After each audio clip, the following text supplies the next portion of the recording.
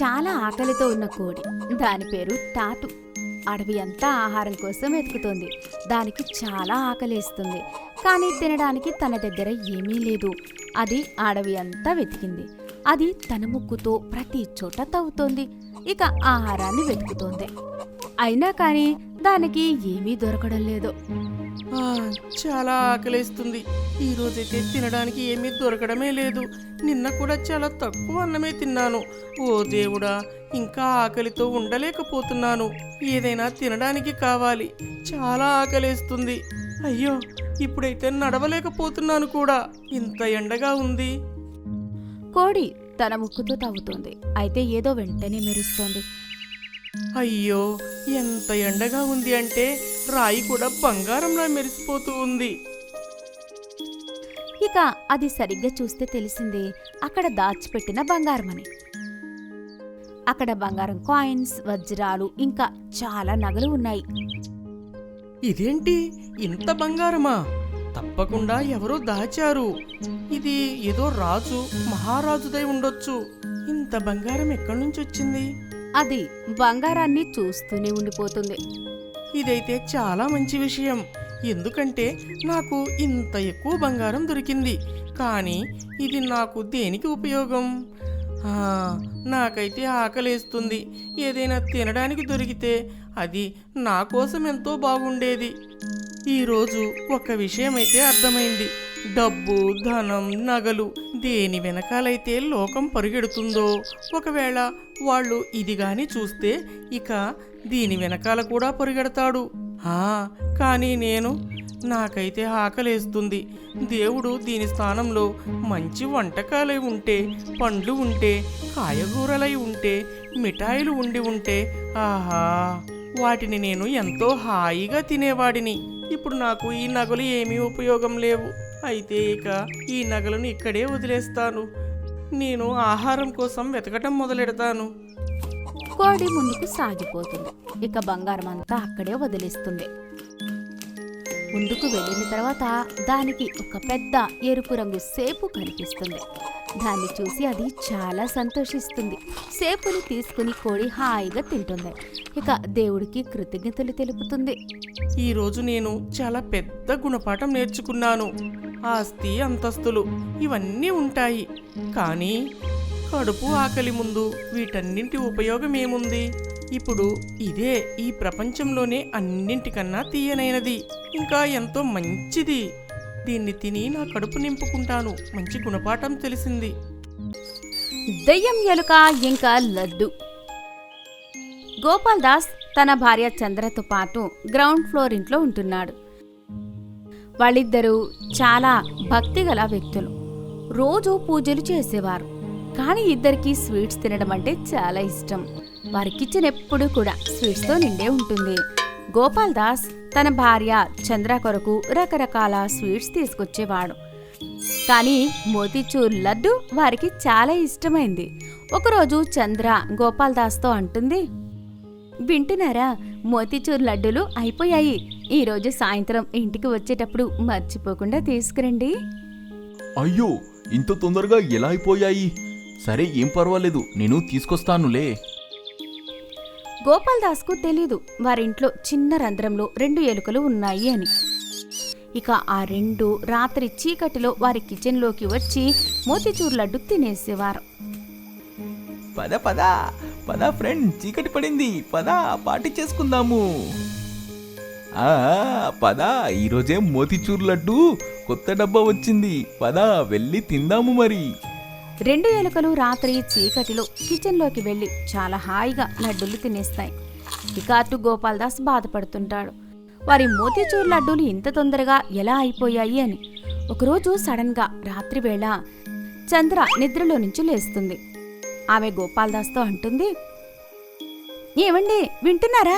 లేవండి లేవండి లేవండి, నాకు మోతీచూర్ లడ్డు తినాలనిపిస్తుంది. వెళ్ళండి, వెళ్ళి కిచెన్లో నుంచి లడ్డూలు తీసుకురండి. ఏమంటున్నావు నువ్వు? ఇదేమైనా సమయమా లడ్డు తినడానికి? సరే, నీకు తినాలనిపిస్తుంది కాబట్టి నేను తీసుకొని వస్తాను, పద. గోపాల్ దాస్ కిచెన్లో లడ్డూలు తేవడానికి వెళ్ళి చూసి ఆశ్చర్యపోతాడు. ఆ 2 ఎలుకలు లడ్డూలు పండుగలా చేసుకుంటూ తింటున్నాయి. గోపాల్దాస్ని చూసి ఎలుకలు అక్కడి నుంచి పారిపోతాయి. గోపాల్దాస్ వెంటనే తన భార్యను పిలిచి లడ్డూ దొంగల గురించి చెప్తాడు. అది విని చంద్ర అంటుంది, అయ్యో, ఎలుకలైతే దేవుని రూపం, వాళ్ళు తినడానికి పన్నీర్ పెట్టేద్దాం, అయితే వాళ్ళు లడ్డూలు తినవు. గోపాల్ అలాగే చేస్తాడు, కానీ అతను చూసి ఆశ్చర్యపోతాడు. ఎలుకలు పన్నీర్ తినకుండా మళ్లీ లడ్డూలు తింటుంటాయి. ఇప్పుడు ఇక గోపాల్దాస్, చంద్ర అర్థం చేసుకున్నారు ఎలుకలకు లడ్డూలే ఇష్టమని. ఇప్పుడు ఆయన ఎలుకల కొరకు వేరుగా లడ్డూలు తీసుకొస్తున్నాడు. ఎలుకలు అది చూసి చాలా సంతోషిస్తాయి. అరే వా, ఈరోజు మన దావత్ కొరకు వేరుగానే సిద్ధం చేశారు. పద ఫ్రెండ్, బాగా ఎంజాయ్ చేద్దాం. గోపాల్ దాస్ కు ధన్యవాదాలు తెలియజేయాలి మరి. బంగారపు కోడి ఇంకా అత్యాస వ్యాపారి. ఒక ఊర్లో శ్యామ్ అనే పేరు గల ఒక అబ్బాయి ఉన్నాడు. అతని దగ్గర 2 కోళ్లు ఉన్నాయి.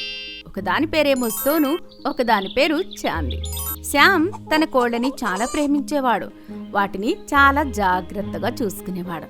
ఎప్పుడూ వాటితో ఆడుకునేవాడు. వాటిని చాలా బాగా చూసుకునేవాడు. ఎప్పుడూ వాటి కొరకు తినడానికి తాగడానికి ఎలాంటి కొదువ చేసేవాడు కాదు. ఆ 2 కోళ్లు కూడా ఒకరితో ఒకరు చాలా ప్రేమగా ఉండేవి. ఒకరు లేకపోతే ఒకరు తినేవారు కూడా కాదు.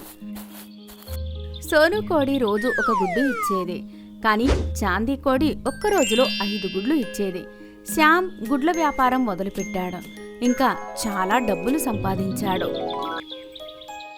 అరే వావ్, నా కోళ్ళు, మీరైతే అద్భుతం చేసేశారు. సోను, చాందీ, చూడండి మన వ్యాపారం ఎంత బాగా నడుస్తుందో.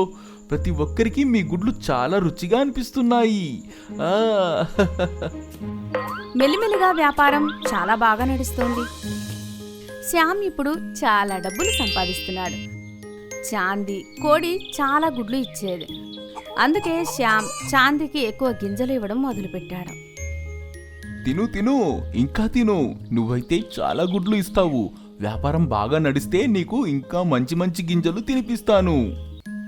అటు మరోవైపు సోను కోడి అలా మారుతున్న వ్యవహారాన్ని చూసి చాలా బాధపడేది. చాందీ చాందీ, శ్యామన్న ఇప్పుడు నిన్నే ఎక్కువగా ఇష్టపడుతున్నాడు. ఇంకా అత్యాశపరుడుగా మారిపోయాడు. చూడలేదా, కేవలం నీకే ఎక్కువగా గింజలు తినిపిస్తున్నాడు. ఇక నన్ను చూడడం లేదు. అవును, ఎప్పటి నుంచైతే వ్యాపారం చేస్తున్నాడో అదోలా మారిపోయాడు. బలవంతంగా గింజలు తినిపిస్తున్నాడు. నాకు ఇంకా తినాలని లేదు. నా కడుపు పాడైపోయింది. తెలుసు కదా, సోను అత్యాశ చాలా చెడ్డది అని. ఒకరోజు సడన్ గా సోను కోడి ఒక బంగారపు గుడ్డు పెట్టింది. శ్యామ్ బంగారపు గుడ్డు చూసి సంతోషంతో పిచ్చోడయ్యాడు. ఇక సోను కోడికి ఎక్కువగా గింజలు తినిపిస్తున్నాడు. ఇక చాందీ కోడి గురించి అస్సలు పట్టించుకోవడమే లేదు. అది బలహీనంగా మారిపోయింది. ఇక ఇప్పుడు గుడ్లు కూడా ఇవ్వలేకపోతుంది. శ్యామ్ అత్యాశ ఇంకా పెరుగుతూనే పోయింది. అతనికి అనిపించింది సోను కోడి ఇప్పుడు రోజు ఒక బంగారపు గుడ్డు ఇస్తుందని. ఇక నేను ఇంకా ఎక్కువ గొప్పవాడిని అవుతానని. కానీ అలా ఏమీ జరగలేదు. బలహీనత వలన ఒకరోజు చాందీ కోడి చనిపోయింది. ఇక సోను కోడి కూడా ఇంకెప్పుడు మళ్ళీ గుడ్లు పెట్టలేదు. అదంతా చూసి శ్యామ్ చాలా బాధపడ్డాడు. ఇక అతను తన తప్పును తెలుసుకున్నాడు. అందుకే అంటారు అత్యాశ పడ్డం చాలా చెడ్డది అని. గాడిద ఇంకా వ్యాపారి. ఒకరోజు ఒక వ్యాపారి 2 చిన్న చిన్న గాడిదలను కొన్నాడు. వాటిని అతను ఇంటికి తీసుకొచ్చాడు. ఆ గాడిదలను చాలా బాగా చూసుకుంటున్నాడు. అతను ఆలోచించాడు, ఎప్పుడైతే అవి పెద్దగా అవుతాయో నేను వీటితో నా వ్యాపారం చేస్తాను అని. ఇంక వీటి సహాయంతో నా వ్యాపారం ఇంకా ఎక్కువ పెరిగిపోతుంది అని. గాడిదలకు మంచి గడ్డి పెట్టాడు. గాడిదలు పెద్దవయ్యాయి. ఇక వ్యాపారి ఆ గాడిదల పైన సామాన్లు పెట్టి వ్యాపారం చేయడానికి వేరే వేరే ఊర్లకు వెళ్ళేవాడు. ఇక అతని వ్యాపారం పెరుగుతూ పోయింది. ఇంకా చాలా తొందరగా అతను గొప్పవాడయ్యాడు. కానీ అతని ఊరి వాళ్ళు అతన్ని చూసి చాలా ఈర్ష్య పడుతున్నారు. ఇతనైతే రోజు రోజుకి గొప్పవాడు అవుతూనే ఉన్నాడు. ఇంతకీ విషయమేంటోయ్? అరే అన్నా, నువ్వు 2 గాడిదలని పట్టణానికి ఎందుకు తీసుకెళ్తావు? ఆ 2 అలసిపోతాయేమో.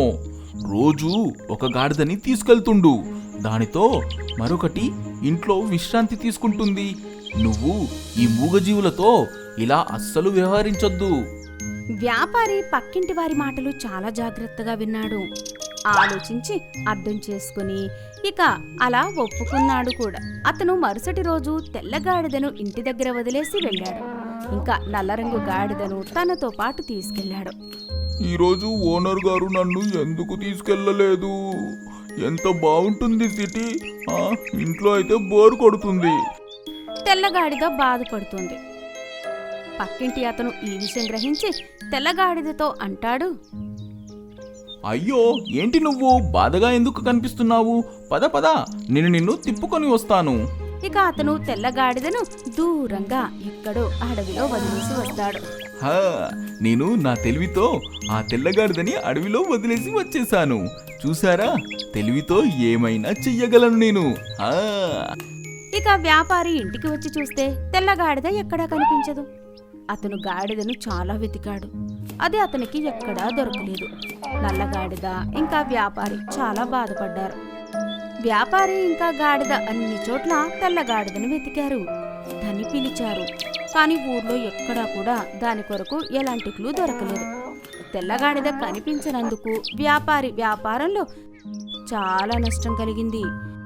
నల్లగాడిద కూడా తెల్లగాడిదను గుర్తు చేసుకుని బాధపడుతుంది. ఇద్దరి మనసు ఇప్పుడు వ్యాపారంపై ఉండడం లేదు. అంతలా వ్యాపారంలో నష్టం కలిగిన తర్వాత వ్యాపారికి అర్థమైంది, మనం ఎప్పుడైనా కానీ ఎవ్వరి మాటలు నమ్మకూడదు అని.